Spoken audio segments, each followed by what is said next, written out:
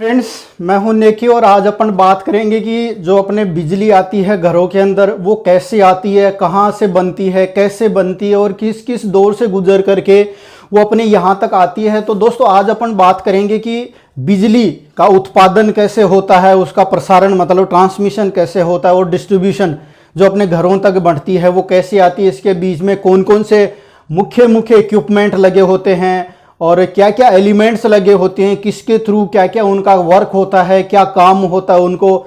तो आज अपन दोस्तों फुल डिटेल में समझेंगे कि अपने जो आजकल बिजली नेसेसरी हो गई है, एक जीवन का अभिन्न अंग हो गया है, तो वो कैसी आती है, लाइट कैसी आती है, दोस्तों अपन बात करेंगे इसका।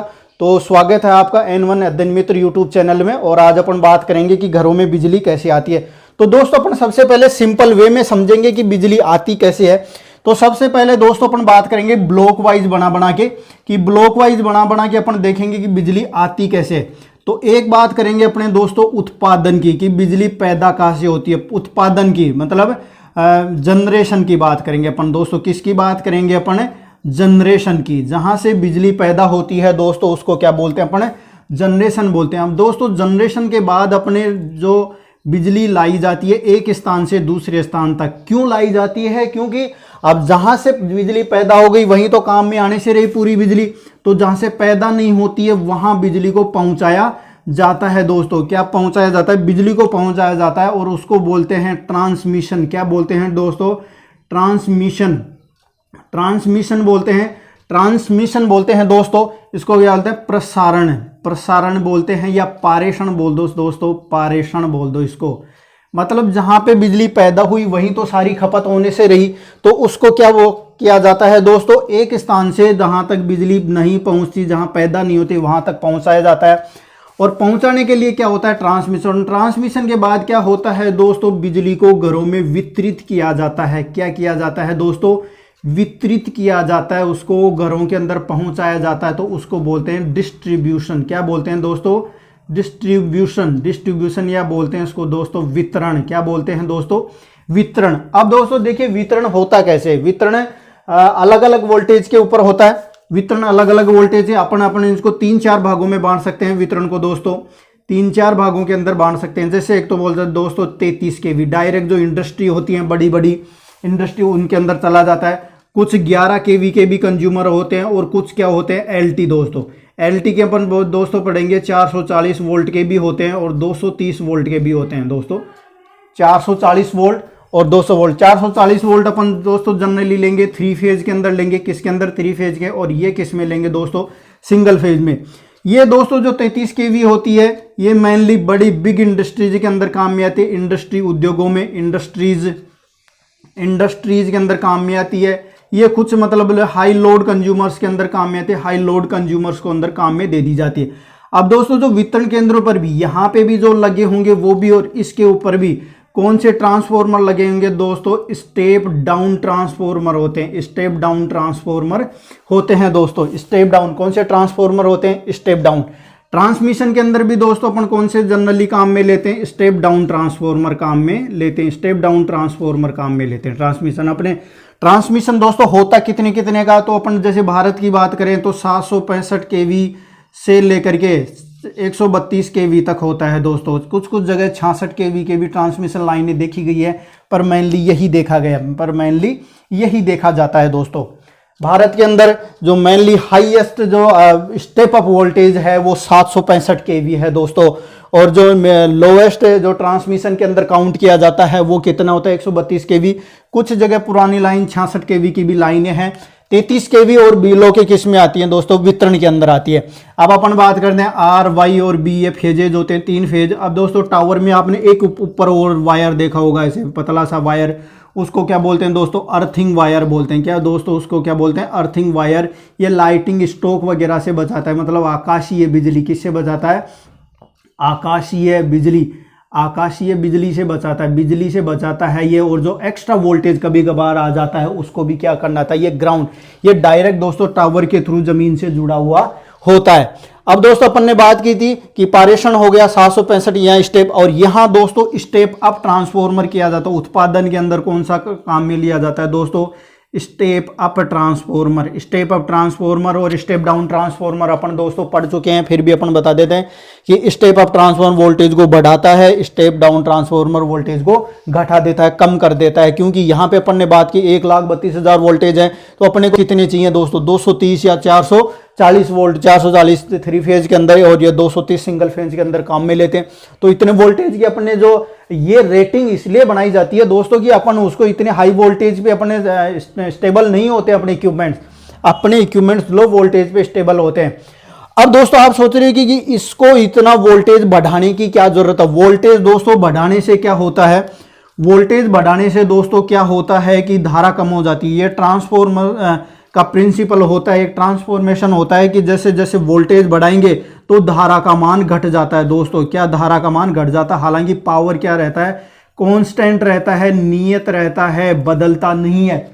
तो धारा का मान, तो दोस्तों इससे अपने को क्या फायदा है कि अपने ज्यादा कम लॉसेस में ज्यादा वोल्टेज ट्रांसफर किया जा सकता है। क्योंकि लॉसेस क्या होते हैं दोस्तों, हानियां क्या होती हैं, I² R होती है। अब R तो दोस्तों जैसे मान लो कि कोई भी कंडक्टर अपने बना दिया तो उसका R क्या होता है, फिक्स हो जाता है। अपन उसको घटाए बढ़ा नहीं, भाई जो कंडक्टर बनेगा वो तो दोस्तों बनेगा, अपन उसको कम या ज्यादा थोड़ी कर सकते हैं। तो R तो क्या हो गया दोस्तों, फिक्स हो गया। तो अपन धारा को, ये डबल है भाई, स्क्वायर में है तो इसका डबल प्रभाव पड़ेगा, 4 गुना प्रभाव पड़ जाएगा इसका। मान लो कि इसको डबल किया धारा को, तो इधर लॉसेस कितने गुना हो जाएंगे, 4 गुना। तो इस धारा को कम किया जा सकता है, वोल्टेज को बढ़ा करके धारा को कम किया जा सकता है। तो यही कारण है कि जो पारेषण हमेशा दोस्तों, बहुत बार क्वेश्चन पूछा जाता है कि पारेषण हमेशा उच्च वोल्टेज पे क्यों किया जाता है। डीसी कैसे फैल हुई दोस्तों, भाई पहले जो सिस्टम था, पहले जो बिजली जो सबसे पहले बनी थी वो डीसी में ही थी। एसी में क्यों होगी, क्योंकि डीसी को अपन ज्यादा दूर तक नहीं भेज सकते थे, ज्यादा दूर तक भेजते थे तो वो वोल्टेज ड्रॉप बहुत ज्यादा होता है। मतलब वोल्टेज के लास्ट वाले कंज्यूमर, जो अंतिम कंज्यूमर था उसको बिल्कुल कम वोल्टेज मिलते हैं। आजकल क्या मिलते हैं, एसी के अंदर बिल्कुल बराबर से मिलते हैं। तो यही कारण है कि अपन वोल्टेज को बढ़ा देंगे, धारा का मान कम हो जाएगा, धारा का मान कम हो जाएगा तो क्या होगा दोस्तों, I² लॉसेज मतलब हानियां अपने पास कम हो जाएंगी। और जो वोल्टेज मतलब जो दूर तक जो कंज्यूमर है उसको भी बराबर से वोल्टेज मिलेंगे।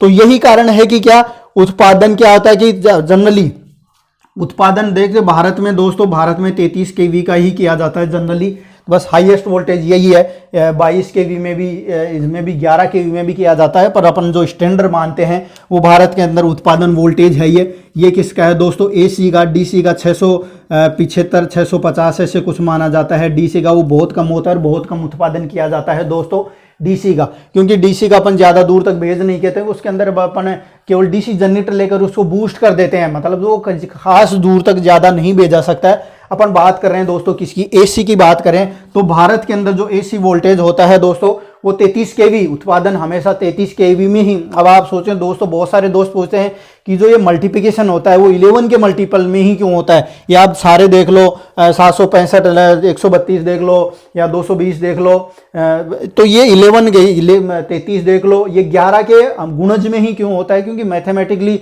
जो अपन पावर सिस्टम स्टडी करते हैं, अध्ययन करते हैं, उसके अंदर क्या होता है दोस्तों, इसके गुण में मतलब उसकी एनालिसिस करना क्या होता है, आसान होता है। तो दोस्तों अपन ने बात कर ली कि उत्पादन के अंदर कौन सा ट्रांसफॉर्मर, स्टेप अप। अपन ने ट्रांसफॉर्मर की बात कर ली दोस्तों, इसके अंदर पावर कांस्टेंट होता है, फ्रीक्वेंसी नियत रहती है, केवल वोल्टेज को बढ़ाएगी तो धारा कम हो जाएगी, धारा को बढ़ाएंगे तो वोल्टेज कम हो जाएगा। अब यहाँ पे अपन ने वोल्टेज कम कर रहे हैं तो धारा का मान बढ़ जाएगा। धारा का कंज्यूमर्स को धारा चाहिए ज्यादा, भाई अलग अलग लोड पे अलग अलग होता है तो अलग अलग चाहिए। तो दोस्तों अपन ने बात कर लिया कि यहाँ पे उत्पादन जनरेशन जहाँ पैदा होता है, उत्पादन के कई अलग अलग सिस्टम होते हैं, देखेंगे अपन। पारेषण में हो गया। अब जो पारेषण के अंदर दोस्तों काम में लेते हैं वो ACSR कंडक्टर काम में लेते हैं। ACSR conductor, ACR aluminium conductor steel reinforce दोस्तों, स्टील रेनफोर्स। ये क्या होता है दोस्तों, देख लो ये क्या होता है दोस्तों। मान लो कि ये बड़ा सारा कंडक्टर, इसके अंदर छोटे छोटे कंडक्टर होते हैं। ये बड़ा जैसे है एल्यूमिनियम का बना दिया, ये एल्यूमिनियम के छोटे छोटे होते हैं। और बीच में क्या होता है दोस्तों, एक क्या होता है, एल्यूमिनियम के कंडक्टर दे दिए जाते हैं 2-3। अब ये क्यों दिए जाते हैं दोस्तों, मैकेनिकल स्ट्रेंथ देने के लिए। मैकेनिकल स्ट्रेंथ मतलब इसको मजबूती देने के लिए, वरना क्या है कि एल्यूमिनियम की इलास्टिसिटी कम होती है, मतलब वो खिंच जाता है। जैसे जैसे गर्म होता है, पावर बहेगी मतलब तो दोस्तों वो गर्म होगा, तो वो गर्म होगा तो क्या होगा, उसको टूटने का खतरा रहता है। क्या रहता है दोस्तों, टूटने का। तो ये दे दिया जाता है, इससे क्या है कि मजबूती प्रदान होती है उसको, मजबूती, और तार टूटते नहीं है। तार क्या नहीं होते, टूटते नहीं है, तार क्या नहीं होते दोस्तों, टूटते नहीं है। अब इसके अंदर कुछ लाइनों में अपने देखा होगा, जैसे दोस्तों दो टावर हैं, जैसे मान लो कि दोस्तों दो टावर हैं, एक लाइन ऐसे जा रही है, एक ही अपन तार, एक ही वायर ले लेते हैं दोस्तों, जैसे मान ले दो टावर हैं ऐसे, तो ये लाइन ऐसे होती है, सीधी ना होकर के ऐसे होती है। तो दोस्तों अपन क्या बोलते हैं इसको, सैग बोलते हैं, सैग बोलते हैं। क्या दोस्तों अपन बोलते हैं इसको, सैग बोलते हैं। और ये जो फैलाव होता है उसको स्पान बोलते हैं दोस्तों, क्या बोलते हैं, सैग बोलते हैं। क्या बोलेंगे दोस्तों इसको क्या बोलेंगे दोस्तों, सैग बोलेंगे। और ये ऊपर वाला होता है उसको स्पैन बोलेंगे दोस्तों, इसको क्या बोलेंगे, लटकी हुई, इसको सैग, उसको क्या बोलेंगे, स्पैन।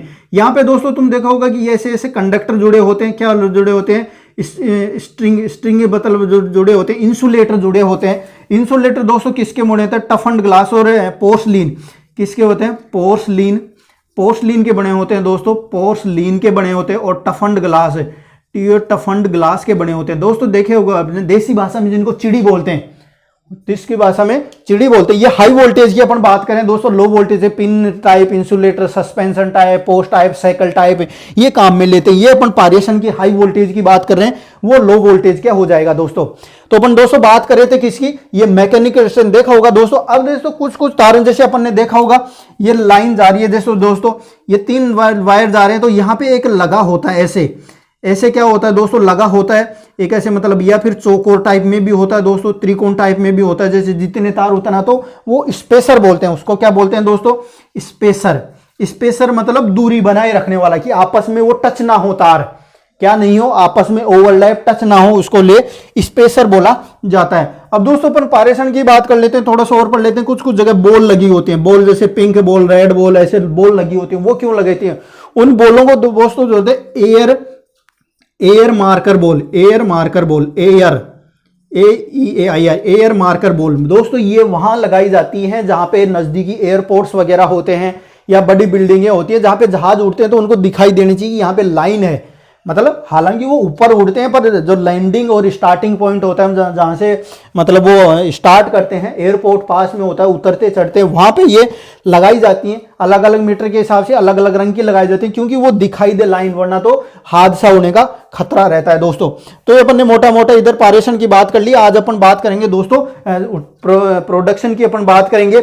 और जो दोस्तों अपन पोलों की बात कर ले, जो यहाँ पे आई थी कि पोल लगे होते हैं, पहले दोस्तों पोल जो वुडन के भी बनाए जाते हैं, हल्के पोल वुडन के भी बनाए जाते हैं, फिर लास्ट में आयरन के बनाए, RCC के बनाए होते हैं, रेनफोर्स्ड कंक्रीट, सीमेंट कंक्रीट के बनाए जाते हैं। आजकल यही प्रचलन में है दोस्तों। और ये अलग अलग वोल्टेज के, जैसे कम वोल्टेज पे है तो जैसे ये पोल है दोस्तों, एक वायर यहाँ से, एक वायर यहाँ से, ऐसे 3 चले जाते हैं। या फिर इसको ऐसे भी बना देते हैं दोस्तों, ऐसे बना देते हैं, एक वायर ये वायर स्पेसर रखा जाता है बीच में। तो ये अलग अलग प्रकार के बना देते हैं। जब अपन वितरण पढ़ेंगे दोस्तों तो अपन ने पारेशन का लगभग मोटा मोटा देख लिया। अब अपन दोस्तों बात करेंगे किसकी, अपन बात करते हैं दोस्तों उत्पादन का। आज अपना मेन टॉपिक रहेगा उत्पादन। क्या रहेगा, मोस्टली अपन ने ये बात कर ली कि ये अलग अलग इंसुलेटर बनते हैं, टफन्ड ग्लास और पोर्सलिन के, हाई वोल्टेज के बने होते हैं, लो वोल्टेज के post type, suspension, string type, ये बने होते हैं। तो आज अपन बात करेंगे दोस्तों उत्पादन की, मेनली बात करेंगे। किसकी बात करेंगे दोस्तों, उत्पादन की बात करेंगे अपन मेनली। उत्पादन कैसे होता है दोस्तों, अपने घरों में बिजली कैसे आती है, 33 kV, और ये अपन बाद में पढ़ेंगे दोस्तों। और अर्थिंग वायर होता है, ये भी अपन ने देख लिया। तो आज अपन बात कर लेंगे दोस्तों उत्पादन कैसे कैसे होता है और उत्पादन के क्या क्या होते हैं। तो दोस्तों उत्पादन स्टेशन जहां पे सुलभता होती है, अलग अलग मापदंडों के आधार पर होता है दोस्तों। उत्पादन केंद्र ऐसे ही नहीं बनाए जाते, जनरली वहां बनाए जाते हैं जहां पानी की उपलब्धता हो, कोयले की उपलब्धता हो। जैसे हाइड्रो पावर प्लांट है तो जहाँ पे नदियाँ बहती हैं वहाँ अपन बनाएंगे, या फिर जैसे थर्मल पावर प्लांट होता है वहाँ पे भी पानी की उपलब्धता अपन ज़्यादा देखते हैं। और लैंड की भी देखते हैं कि सस्ती जगह होनी चाहिए, और वो एरिया से मतलब आबादी से दूर होना चाहिए। न्यूक्लियर पावर प्लांट तो बिल्कुल जंगलों में बनाए जाते हैं, क्योंकि उसके अंदर रेडिएशन निकलती रहती है दोस्तों। तो अपन पहले पावर प्लांटों की बात कर रहे हैं, फिर इनके एक एक अध्ययन की बात कर लेंगे। तो दोस्तों अपन इसको रहने देते हैं, वैसे ही अध्ययन कर लेते हैं। तो 33 kV पावर हो गया अपना स्टेप, जनरेशन के अंदर स्टेप। अब ट्रांसफॉर्मर काम में लिया जाता है। तो दोस्तों अपन बात करें पावर प्लांटों की, तो सबसे ज्यादा और कॉमनली भारत में जो काम में लिया जाता है वो होता है दोस्तों thermal power plant. Thermal power plant कौन सा होता है दोस्तों, थर्मल पावर प्लांट तापीय होता है। ये क्या होता है, तापीय विद्युत संयंत्र केंद्र, विद्युत संयंत्र केंद्र। दूसरा दोस्तों जो काम में लिया जाता है वो न्यूक्लियर होता है, न्यूक्लियर पावर प्लांट होता है दोस्तों। कौन सा होता है? न्यूक्लियर पावर प्लांट होता है। तीसरा होता है दोस्तों hydro power plant, hydro power plant होता है दोस्तों। चौथा होता है दोस्तों आजकल जो ट्रेंड में चल रहा है सोलर पावर प्लांट होता है दोस्तों। कौन सा होता है दोस्तों? सोलर पावर प्लांट होता है। फिर उसके बाद अपन बात करें दोस्तों विंड पावर प्लांट होता है, विंड पावर प्लांट होता है दोस्तों, विंड होता है। छठवां होता है दोस्तों diesel, DISEL, diesel, diesel power plant होता है दोस्तों। सातवां होता है geothermal power plant, geothermal power plant होता है दोस्तों। आठवां आता है biomass power plant, biomass power plant होता है दोस्तों, बायोमास पावर प्लांट होता है। नौवां होता है दोस्तों tidal power plant, tidal power plant होता है दोस्तों, पावर प्लांट होता है दोस्तों।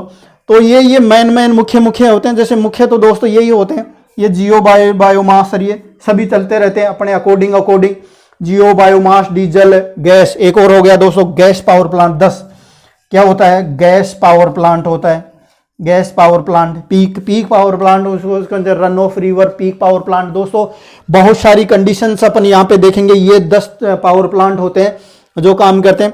भारत के अंदर मुख्यतः बिजली इसी से पैदा होती है, लगभग 70%, 60-65-70% इसी से होती है। फिर कुछ न्यूक्लियर, कुछ हाइड्रो भी है। सोलर आजकल ट्रेंड में चल रहा है, जहाँ पे जो कर्क रेखा होती है दोस्तों, भारत की जो स्थिति है वो कर्क रेखा और मकर भूमध्य रेखा के बीच में भी आती है दोस्तों। तो यहाँ पे क्या है कि सूर्य अच्छा खासा मिलता है, तो आजकल बहुत ट्रेंड में होता है। ये एकमात्र होता है जो DC देता है, DC पावर देता है दोस्तों। सोलर क्या देता है अपने को? डायरेक्ट DC देता है, बाकी AC देते हैं। बाकी क्या देते हैं दोस्तों? AC पावर प्लांट होते हैं। तो दोस्तों ध्यान रखिए, अपन एक की बात करेंगे। थर्मल पावर प्लांट क्या पढ़ेंगे दोस्तों? थर्मल पावर प्लांट देखेंगे। क्या देखेंगे दोस्तों? Thermal power plant, thermal power plant देखेंगे। तो देखो थर्मल जैसे कि ताप ही है, मतलब ताप से पैदा होगी। तो दोस्तों अपन एक हल्का फुल्का समझने लायक डायग्राम बना लेते हैं। बाद में जैसे जैसे अपन उत्पादन पढ़ेंगे तो एक हर अलग अलग, मतलब ये 10-12 है, इनको अलग अलग डिटेल में पढ़ेंगे दोस्तों, अलग अलग डिटेल में अध्ययन करेंगे। तो आज मोटा मोटा देख लेते हैं। तो दोस्तों जैसे ये होता है बॉयलर बोलते हैं इसको, एक बड़ा सा चैम्बर होता है, इसको क्या बोलते हैं दोस्तों? बॉयलर बोलते हैं। बॉयलर के अंदर एक आने का क्या होता है? कोल। इसके अंदर थर्मल पावर प्लांट के दोस्तों अपन क्या लेंगे? कोयला काम में लेंगे, कोल। कोल क्या लेते हैं? कोल भी पिसा हुआ कोल, महीन कोल, पिसा हुआ बराबर एनक्रेंज्ड कोल है, ऐसे कुछ बोलते हैं, मतलब पिसा हुआ कोल। दोस्तों अपन आज समझ रहे हैं पिसा हुआ महीन कोल जिसे अपन कहते हैं, महीन कोल काम में लेते हैं। ये कोल पावर प्लांट एक अच्छा खासा पावर प्लांट होता है। कोल हैंडलिंग पावर प्लांट बोलते हैं उसको, कोल हैंडलिंग प्लांट बोलते हैं, कोल हैंडलिंग। ये दोस्तों लिए समझ लो इसका पावर प्लांट का लगभग 50% एरिया तो कोल हैंडलिंग पावर प्लांट ही घेर लेता है। मतलब कोल बड़ी बड़ी ट्रेनों में भर करके आता है दोस्तों, फिर उसको छाना जाता है, अलग अलग बनाया जाता है, उसके बाद उसको पीस करके कन्वेयर के द्वारा यहाँ पे इसके अंदर किस में लाया जाता है दोस्तों? बॉयलर के अंदर। किसके अंदर लाएंगे? बॉयलर के अंदर, BOILER, बॉयलर के अंदर लाते हैं दोस्तों। बॉयलर के अंदर क्या होता है? वाटर की ट्यूब्स होती हैं। क्या होती हैं दोस्तों? वाटर की ट्यूब्स होती हैं। यहाँ इकोनोमाइजर और ये और बहुत सारे एलिमेंट होते हैं। यहाँ पे रन रिवर होती है। क्या होती है दोस्तों? नदी होती है। यहाँ पे अपने नदी बहती रहती है, उसके आधार पर अपन बनाते हैं। रिवर होती है दोस्तों, यहाँ पे नदी होती है। इकोनोमाइजर होता है दोस्तों। और अब दोस्तों क्या करते हैं, यहाँ आकर के कोयला जलता है। यहाँ आकर के दोस्तों क्या होता है? कोयले का जलन होता है, बर्न होता है। यहाँ से कोयले का क्या होता है? बर्न होता है। यहाँ पे किस में बदल जाता है? ये स्टीम में बदल जाता है, स्टीम में बदल जाता है। स्टीम के बराबर सुपर हीटेड स्टीम में बदल जाता है, सुपर हीटेड स्टीम। और स्टीम के बाद दोस्तों आगे क्या लगा होता है? आगे एक लगा होता है टरबाइन। टरबाइन के क्या होती हैं दोस्तों? पंखुड़ियाँ। क्या होती हैं दोस्तों? टरबाइन के क्या होती है दोस्तों? पंखुड़ियाँ। तो जैसे ये तेज गति से स्टीम पंखुड़ियों पे छोड़ी जाती है तो क्या होता है दोस्तों? छोड़ी जाती है तो ये रोटेट करने लग जाता है। उसके बाद यहाँ पे जुड़ा होता है दोस्तों अल्टरनेटर। क्या जुड़ा होता है? अल्टरनेटर। अल्टरनेटर से अपने को क्या बनने लग जाती है? विद्युत धारा मिलने लग जाती है, उत्पादन होने लग जाता है। तो दोस्तों यहाँ पे अपने को एक चिमनी लगी होती है। अलग अलग इक्विपमेंट की बात करेंगे अपन। यहाँ पे क्या होती है दोस्तों? एक चिमनी होती है और इसके द्वारा बाहर निकालने के लिए एस हैंडलिंग प्लांट होता है। और यहाँ पे इकोनोमाइजर और बहुत सारी चीजें लगी होती हैं दोस्तों। अध्ययन मतलब ये समझ लो पावर प्लांट कम से कम 10 आवर्स का लेक्चर होता है एक। केवल थर्मल पावर प्लांट को समझने के लिए 10 अपने को ये चीजें ध्यान रखनी कि कोल हैंडलिंग बॉयलर होता है, बॉयलर के अंदर पानी को किस में बनाया जाता है, स्टीम के अंदर। दोस्तों ये ध्यान रखना, पानी यहां से लिया जाता है स्टीम के अंदर, फिर उसको इकोनोमाइजर करके वापस छोड़ दिया जाता है, स्टीम में बदलता है, स्टीम से सुपर हीटेड बिल्कुल भाप, मतलब उसके अंदर नमी उमी नहीं रहनी चाहिए। फिर वो टरबाइन पे छोड़ी जाती है, टरबाइन की ब्लेड घूमती है, ब्लेड से सटा हुआ क्या होता है, अल्टरनेटर दोस्तों सटा हुआ और होता है, उससे क्या चलती रहती है आगे, अल्टरनेटर चलता है तो विद्युत धारा अपने उत्पन्न हो जाती है, और ये ऐसी स्वभाव की होती है अपने अल्टरनेटिंग करंट। तो दोस्तों ये थर्मल पावर प्लांट का मेनली एक मुख्य होता है। बॉयलर अपन ने बात के लिए दिया, और ये दोस्तों ये समझ में आ रही है, चिमनी होती है, पानी सुपर हीटेड हो गया, तो ये चीजें होती हैं, ये चीजें अपने काम में लेते हैं दोस्तों। तो मुख्य क्या काम होता है, कोयला को लाया, कोयले को जलाया, जलाने से ये आगे चली गई, मतलब ये क्या अपने लपटें वगैरह, आग ऊपर, मतलब ये जला, उसके बाद लपटें चली गई नीचे, ऐस निकल गई, ऐस हैंडलिंग प्लांट में चला गया, कोल हैंडलिंग में ही आ जाता है ये। उसके बाद जो पानी आती है ट्यूब्स के अंदर वो अलग अलग होती है दोस्तों, उसके बराबर ये स्टीम में भाप में बदल जाता है, भाप से सुपर हीटेड भाप में बदल जाता है दोस्तों। यहाँ पे बहुत सारे इक्विपमेंट लगे रहते हैं, अपन जब इसको अलग से पढ़ेंगे तब बिल्कुल डिटेल में अध्ययन करेंगे। आज अपन नॉर्मली इंट्रोडक्शन पढ़ रहे हैं, और ये पढ़ रहे हैं कि घरों में विद्युत धारा कैसी आती है, उसके अंदर क्या क्या लगाते हैं, कितनी कितनी परेशानियां झेलनी पड़ती हैं, अपन घर बैठे बैठे बिल्कुल विद्युत धारा को एंजॉय करते हैं। तो दोस्तों पहला हो गया। दूसरा पढ़ते हैं अपन दोस्तों न्यूक्लियर पावर प्लांट। कौन सा पढ़ेंगे दोस्तों, न्यूक्लियर पावर प्लांट। क्या पढ़ेंगे दोस्तों, दूसरा न्यूक्लियर को दोस्तों अपन बोलते हैं परमाणुवीय, परमाणुवीय भी बोलते हैं उसको। न्यूक्लियर पावर प्लांट को हिंदी में क्या बोलते हैं, परमाणुवीय परमाणुवीय पावर प्लांट। इसके अंदर जो यूरेनियम अपन क्या मतलब यूरेनियम और प्लूटोनियम काम में लेते हैं, वही दोस्तों इसके अंदर क्या होता है, वही क्या होता है, एक बॉयलर होता है दोस्तों। इसके अंदर क्या होता है, बॉयलर होता है, ये कंट्रोल रोड्स होती हैं, यहाँ पे यूरेनियम को रखा जाता है। क्या रखा जाता है, यूरेनियम को, और वो पानी वो ब्लेडों के अंदर घूमता रहता है। या फिर दोस्तों ये यूरेनियम ही कभी कभार ब्लेडों के अंदर रखा जाता है, वही सेम है। यहाँ पे स्टीम के अंदर पानी बदल जाएगा, स्टीम के अंदर सुपर हीटेड, और फिर वो टरबाइन लगा होता है, अल्टरनेटर लगा हो रहा है, मिल जाएगा, यहाँ से पानी अंदर आएगा। या फिर कभी कभार ट्यूब के अंदर भी बराबर अपन किसको, यूरेनियम को जलाते हैं। यूरेनियम क्या होता है, जैसे यूरेनियम 235 के ऊपर दोस्तों किसकी बात करें, न्यूट्रॉन, एक न्यूट्रॉन की बौछार करते हैं तो ये रिएक्शन चलती है, मतलब नाभिकीय अभिक्रिया, जिसको अपन बोलते हैं क्या दोस्तों, नाभिकीय अभिक्रिया। अब दोस्तों अपन सोचेंगे कि दोनों में बेस्ट कौन सा, तो दोस्तों इनके अपने अलग अलग फायदे हैं। एक 1 kg यूरेनियम से दोस्तों लगभग जो काउंट करते हैं वो 2,75,000 कोयले की एनर्जी के बराबर एनर्जी देता है। केवल 1 kg, ये इतना सारा वो इतना सारा। तो दोस्तों देख लो, पर इसमें नुकसान दोस्तों ये है कि ये यूरेनियम थोड़ा सा महंगा मिलता है। दूसरी चीज, इसकी जो विकिरण निकलने का खतरा बहुत ज्यादा बना रहता है। आपने देखा होगा जापान में थोड़े दिन पहले सुनामी आई थी, उसके अंदर विकिरण निकलने का खतरा बना हुआ था, और वहां पे ये थोड़ी सी समस्या बनी हुई थी। तो ये दोस्तों होता है, सेम कंस्ट्रक्शन होता है, बस यहाँ पे क्या होते हैं कि जब ये न्यूट्रॉन का प्रहार किएंगे तो 3 न्यूट्रॉन बनेंगे, एक ही जगह क्या बनेंगे, तो इनको जोड़ने के लिए ग्रेफाइट की छड़ें होती है, कंट्रोल रोड्स बोलते हैं इनको दोस्तों। क्या बोलते हैं, कंट्रोल रोड से जो न्यूट्रॉन का अवशोषण का होना, ये चैन प्रक्रिया चलती रहती है, ये एक मतलब चैन होती है दोस्तों, सतत प्रक्रिया चलती है। अपन यदि इसको कंट्रोल नहीं किया तो इतनी ज्यादा विखंडन हो जाता है दोस्तों, विखंडन। सनलाइन पे भी कोशिश जारी है दोस्तों। जिस दिन सनलाइन का परमाणु मतलब प्लांट बन गया, ऐसा समझो, बिल्कुल सस्ते में सनलाइन है, जो सूर्य पर सनलाइन की अभिक्रिया होती है, और जो परमाणु के मतलब यूरेनियम के पास करते हैं, जो विखंडन की अभिक्रिया होती है। कौन सी दोस्तों, विखंडन की अभिक्रिया। विखंडन की अभिक्रिया मतलब तोड़ते हैं, यूरेनियम को 2 अलग अलग में टूटता है, फिर दोस्तों वो 2 अलग में टूटता है, फिर वे 2 अलग में। तो ऐसी क्या दोस्तों, ये चेन चलती रहती है, और इसके अंदर क्या न्यूट्रॉन फ्री होते रहते हैं। तो इस चेन को कंट्रोल करने के लिए, न्यूट्रॉन का अवशोषण करने के लिए कंट्रोल छड़ें लगी होती हैं।